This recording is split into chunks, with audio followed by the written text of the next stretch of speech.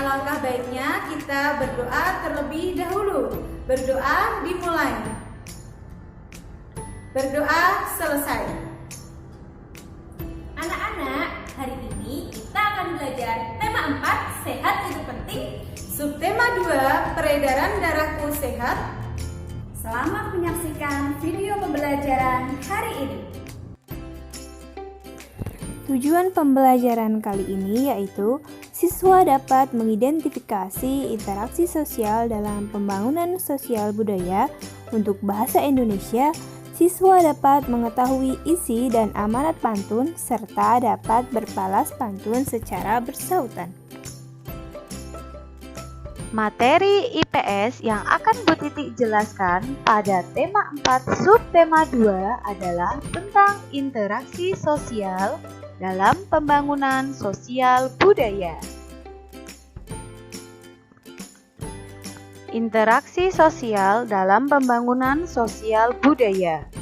Pembangunan sosial budaya adalah suatu proses perubahan sosial budaya yang bertujuan untuk meningkatkan taraf hidup masyarakat.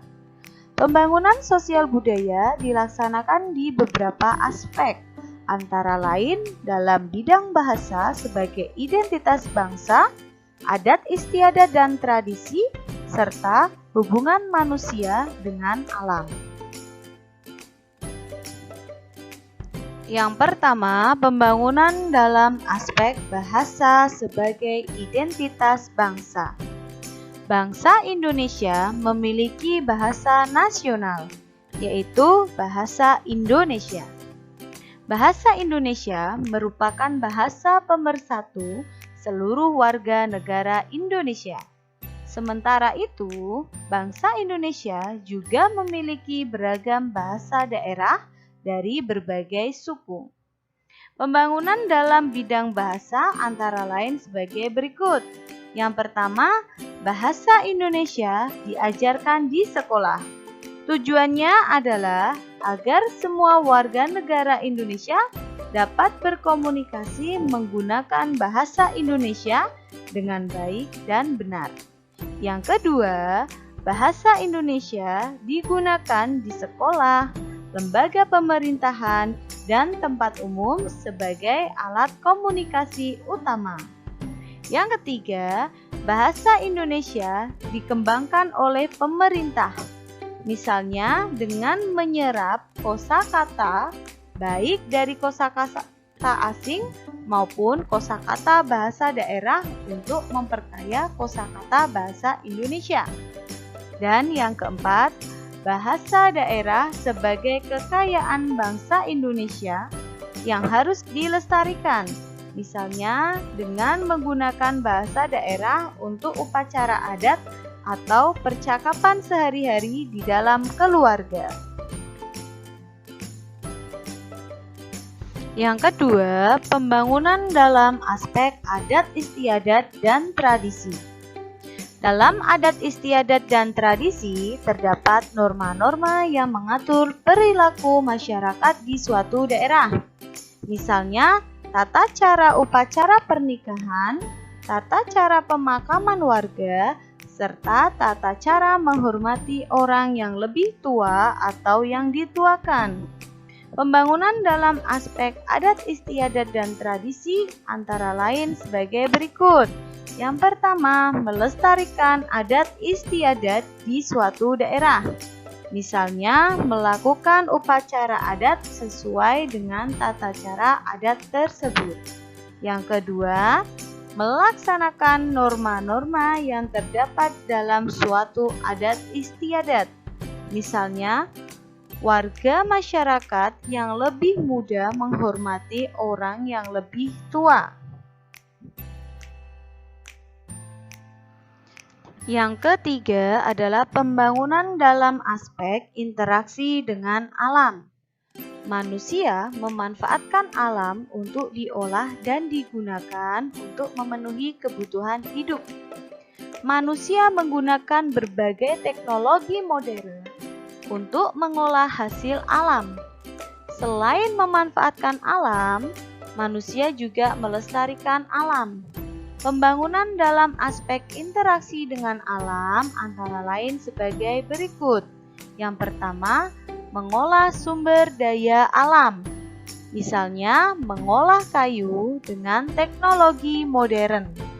Manusia yang memanfaatkan kayu harus ikut melestarikan, misalnya dengan melakukan penanaman kembali tanaman di lahan yang diambil pohonnya. Yang kedua, membangun sarana dan prasarana untuk masyarakat dengan tetap memperhatikan dampak lingkungan agar lingkungan tidak rusak. Pembangunan dengan memanfaatkan sumber daya alam harus disertai dengan pelestariannya, supaya ketersediaan sumber daya alam harus tetap terjaga. Nah, hal ini bertujuan agar pembangunan tetap berkelanjutan. Adapun upaya pembangunan sosial budaya oleh masyarakat. Yang pertama, membangun taman baca.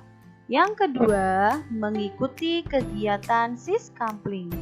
Yang ketiga, mengikuti kegiatan gotong royong. Yang keempat, turut serta dalam organisasi masyarakat. Yang kelima, mengikuti pelatihan-pelatihan keterampilan. Dan yang keenam, mempromosikan tempat wisata kepada masyarakat luas. Selanjutnya, upaya pembangunan sosial budaya oleh siswa. Yang pertama, mempelajari tari daerah. Yang kedua, menyanyikan lagu daerah. Yang ketiga, memainkan alat musik daerah. Yang keempat, ikut serta dalam kegiatan pelestarian budaya. Dan yang kelima, menggunakan bahasa Indonesia dalam percakapan. Interaksi dalam bidang pendidikan. Pendidikan berfungsi membantu seseorang dalam pengembangan diri. Ada 3 macam jalur pendidikan yang dapat ditempuh, antara lain pendidikan formal, pendidikan non-formal, dan pendidikan informal. Pendidikan formal adalah jalur pendidikan yang terstruktur dan berjenjang, dimulai dari TK, SD, SMP, SMA, dan perguruan tinggi. Pendidikan non-formal adalah jalur pendidikan yang bertujuan untuk melengkapi pendidikan formal. Contohnya, PAUD, kursus musik, kursus menari, dan bimbingan belajar. Yang ketiga ada pendidikan informal, yaitu jalur pendidikan di lingkungan keluarga dan lingkungan yang berbentuk kegiatan belajar secara mandiri. Contohnya, pendidikan dalam keluarga. Ada 4 macam interaksi dalam bidang pendidikan, antara lain, yang pertama, interaksi siswa dengan siswa. Contohnya, antar siswa yang sedang berdiskusi mengenai materi pelajaran yang disampaikan oleh guru. Yang kedua, interaksi siswa dengan guru. Misalnya, guru menjawab pertanyaan yang diajukan oleh siswa. Yang ketiga, interaksi siswa dengan sumber belajar. Contohnya, siswa mendengarkan guru menjelaskan materi pelajaran dan siswa membaca buku. Dan yang keempat, interaksi siswa dengan lingkungan. Contohnya, kegiatan siswa yang melakukan karya wisata ke museum. Bersama Bu Setia, kita akan belajar isi amanat dan berbalas pantun untuk muatan bahasa Indonesia. Selanjutnya, kita akan belajar isi atau makna dan amanat pantun. Isi atau makna pantun adalah tujuan dibuatnya pantun tersebut. Sedangkan amanat pantun adalah pesan atau nasihat yang disampaikan melalui pantun. Jadi begini loh intinya. Isi itu tujuan atau maknanya. Sedangkan amanat itu nasihat yang tersirat maupun tersurat dalam pantun tersebut. Nah, ayo bacalah pantun contoh berikut. Sore hari berawan jingga, jelas terlihat di atas bukit. Jika kesehatan tidak dijaga, tubuh akan mudah sakit. Nah, atau untuk isi atau maknanya pantun adalah jika kita tidak menjaga kesehatan, tubuh akan mudah sakit. Sedangkan amanatnya adalah kita harus menjaga kesehatan tubuh kita. Ya intinya sama sih, tapi kalau amanat itu lebih ke nasihat. Selanjutnya tentang perbedaan pantun dengan syair. Untuk pantun yaitu terdiri dari 4 baris, sama ya kalau syair juga 4 baris. Tapi kalau pantun itu bersajak A, B, A, B. Sedangkan syair bersajak A, A, A, A. Untuk suku katanya sama ya, masih 8 sampai 12 suku kata. Terus kalau isinya itu, kalau isi itu di pantun itu baris ketiga dan keempat. Tapi kalau syair isinya itu semuanya dari baris ke-1 sampai ke-4. Jadi letaknya perbedaannya itu di sajak dan isi ya teman-teman. Perhatikanlah contoh pantun dan syair berikut. Ya, pantun itu. Tinggi kokoh berdiri gagah, tumbuh besar si pohon jati. Lebih baik kita mencegah daripada kita mengobati.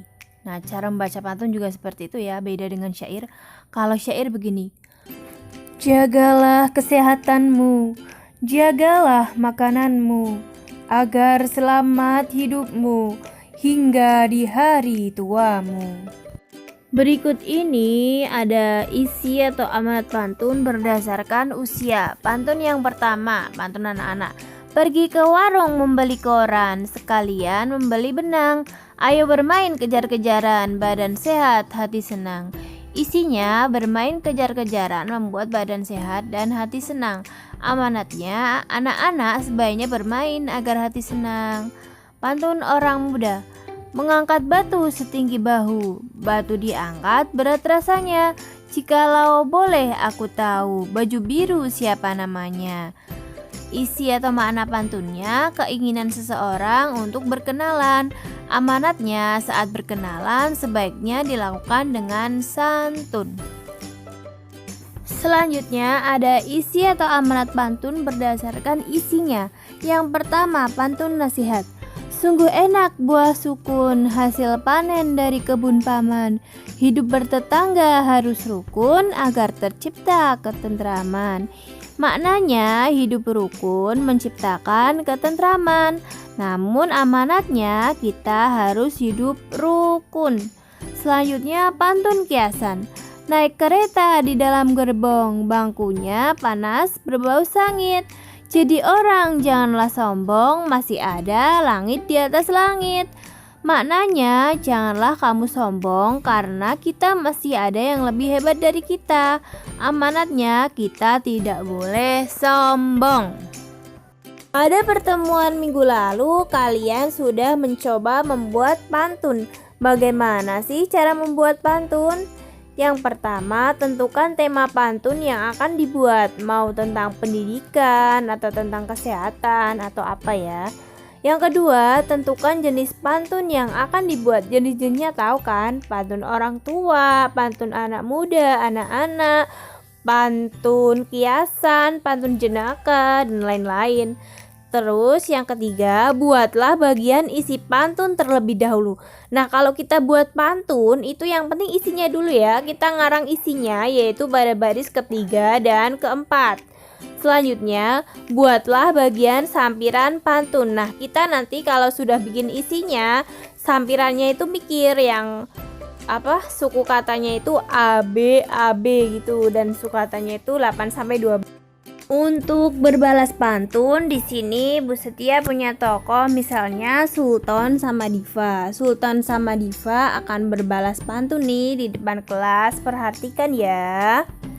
Nah, Sultan bilang, pulang ke kampung halaman, mampir sebentar di kota Sragen. Coba terka wahai teman, sel darah apa yang mengangkut oksigen? lah terus si Diva ini menjawab.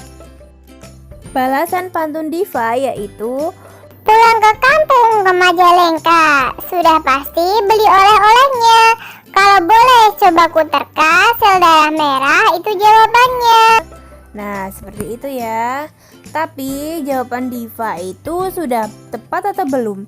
Kan kalau pantun itu sajaknya apa? AB-AB ya. Lah ini kalau yang Diva bilang itu masih AAAA. Jadi contoh Diva itu belum tepat. Nanti kalian bisa carilah yang tepat bagaimana. Ya seperti itu.